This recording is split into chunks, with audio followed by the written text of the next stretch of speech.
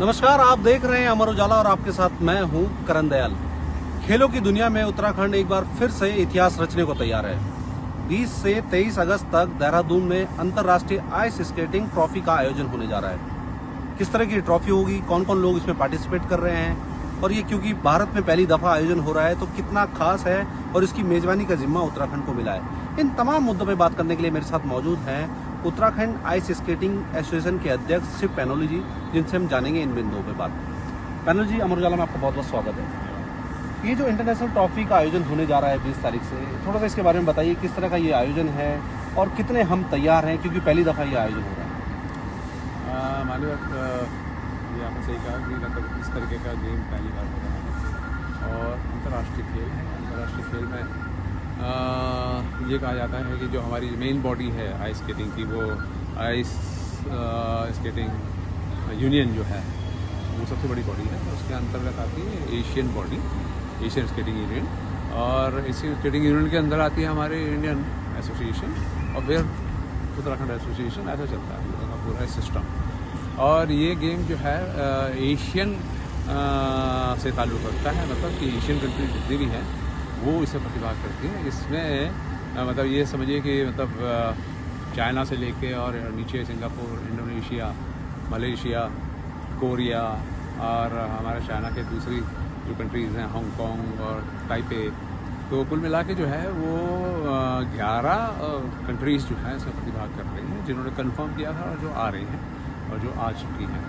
तो ये पूरा जो खेल है ये स्पीड स्केटिंग का है। मैं ये भी क्लियर करना चाहता हूँ, बड़ा कन्फ्यूज़न रहता है। अभी परसों भी एक किसी चैनल में जो है बाइट चल रही थी, उसके बाद क्लिप जो लगी वो हॉकी की लग गई, वो थोड़ा सा इसमें कन्फ्यूज़न रह जाता है। तो ये जो इवेंट हो रहा है ये स्पीड स्केटिंग का हो रहा है। स्पीड स्केटिंग का मतलब ये है कि मतलब बहुत स्पीड जो है 80-90 किलोमीटर प्रति घंटा की रफ्तार से स्केटर भागते हैं। और इसके दो भाग हैं, एक शॉर्ट ट्रैक कहते हैं, या कहते हैं लॉन्ग ट्रैक। लॉन्ग ट्रैक मतलब लंबा और शॉर्ट ट्रैक कहते हैं मतलब छोटा, ठीक है। तो शॉर्ट ट्रैक की जो ये रेस है पहली बार आयोजित हो रही है हमारे 2011 में जो है। बामुश्किल जो है जब ये तैयार हुआ, जब सरकार ने, भारत सरकार ने और उत्तराखंड सरकार ने मिल के इसको तैयार किया, और उसके बाद जो है यहाँ पर एक गेम हुआ जो 7 कंट्रीज़ का था। जो हमारी 7 कंट्रीज नेबर कंट्रीज़ हैं, नेपाल है, भूटान है, श्रीलंका है, पाकिस्तान है, सब मिला के जो नेबर कंट्रीज़ हैं वो 7 कंट्रीज़ का एक गेम हुआ था, जिससे छोटा गेम था, लेकिन उसमें प्रतिभाग हुआ। उसमें भी बहुत सुंदर प्रदर्शन हुआ और स्केटिंग को पहली बार लोगों ने जाना कि स्केटिंग कैसे होती है अंतर्राष्ट्रीय स्तर पर। उसके बाद एक आइस हॉकी भी हुआ अंतर्राष्ट्रीय। और अब ये प्रयास किया गया है कि इतने सालों से ये चल रहा था, 14 सालों से ये बंद था, 14 सालों से हम सब लगे थे कि इसको खोला जाए, सब सरकार भी लगी थी, लेकिन कुछ पेचीदा हालतें थी, कुछ प्रॉब्लम थी जिसकी वजह से ये नहीं खुल पा रहा था। तो अब जो एक ट्यूनिंग बनी सरकार की, मतलब मुख्यमंत्री पुष्कर सिंह धामी, रेखा आर्य के खेल मंत्री, और जो हमारे विशेष प्रमुख सचिव खेल हैं सिन्हा जी, इन तीनों की जो ट्यूनिंग बनी, इस ट्यूनिंग से जो है ये वापस उभर के आ गया। और अब जो निकला तो अब इसमें ये इसके जब ये बन गया, दोबारा रिवाइव हो गया, तो उसके बाद ये पहला गेम इसमें होने जा रहा है। और ये कल से जो है आप देखेंगे जब ये स्टार्ट होगा तो आप देखेंगे कि किस तरह से सारी कंट्रीज़ के खिलाड़ी जो हैं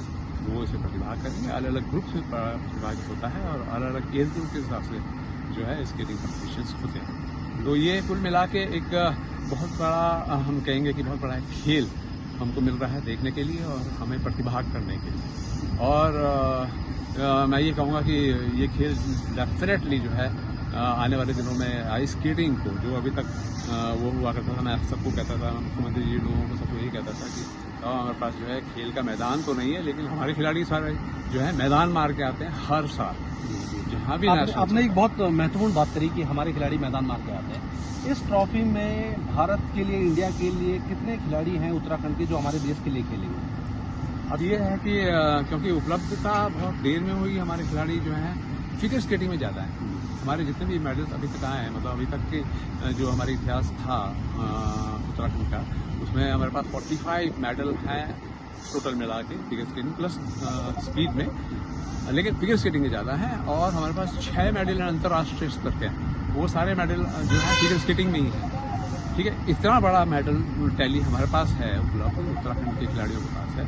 तो अब जब ये उपलब्ध हो गया है तो हमारी स्पीड स्केटिंग के खिलाड़ी बहुत कम थे। इस बार उन्होंने स्पीड स्केटिंग में यहाँ पार्टिसिपेट किया है। यहाँ पर जो ट्रेनिंग हुई है, नेशनल लेवल की जो ट्रेनिंग हुई है उसमें प्रतिभाग किया है। लेकिन हम ये कहेंगे कि हमें तो गर्व है कि हमारा एक ही खिलाड़ी जो है इस खेल के लिए सेलेक्ट हुआ है और वो खिलाड़ी निश्चित तौर पर मेडल क्या गोल्ड मेडल ही लेके आएगा। वो इतना होनहार खिलाड़ी है।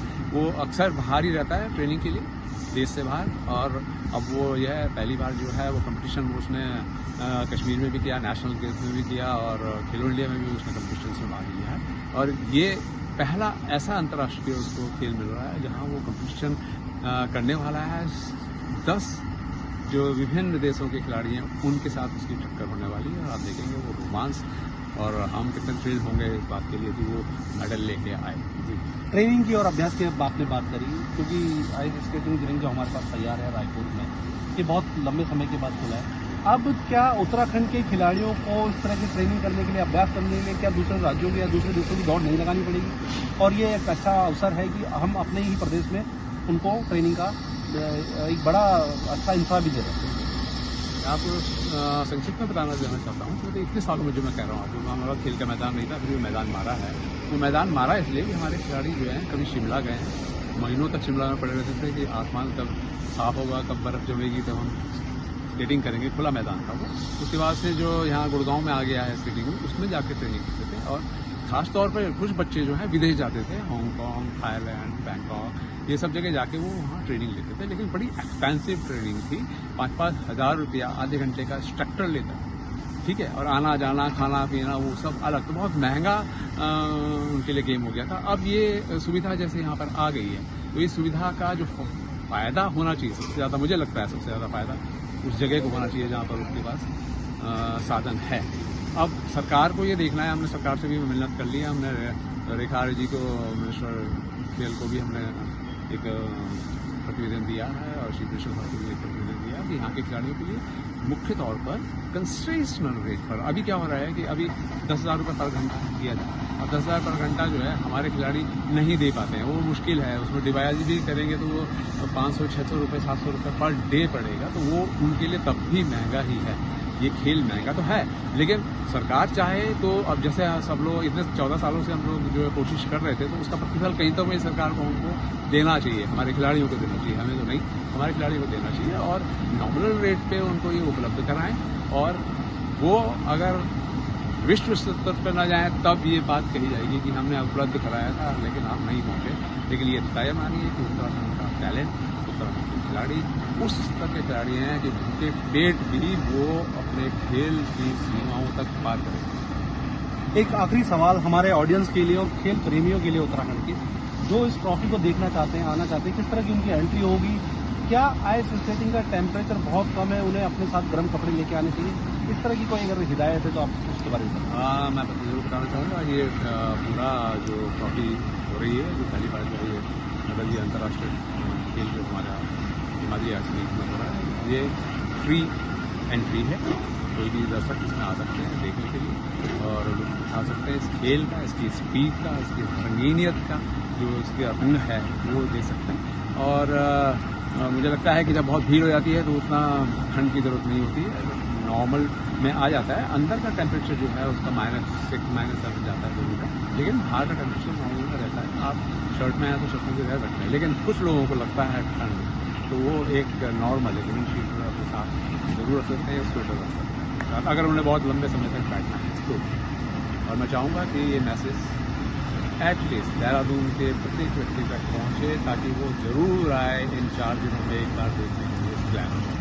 बहुत बहुत धन्यवाद अमर विवाद से बात करने के लिए। तो ये थे आइस स्केटिंग एसोसिएशन के अध्यक्ष श्री पैनोली जी, जिन्होंने बताया कि ये जो इंटरनेशनल आइस स्केटिंग ट्रॉफी का आयोजन 20 से 23 अगस्त तक होना है, किस तरह से खिलाड़ी उत्साहित हैं, भारतीय टीम के खिलाड़ी अभ्यास कर रहे हैं। इस तरह की तमाम वीडियो देखने के लिए आप देखते रहें अमर उजाला। अगर आप ये वीडियो YouTube पर देख रहे हैं तो हमारे चैनल को सब्सक्राइब कर बेल आइकन दबाएं और Facebook पर देख रहे हैं तो हमारे पेज को लाइक करें।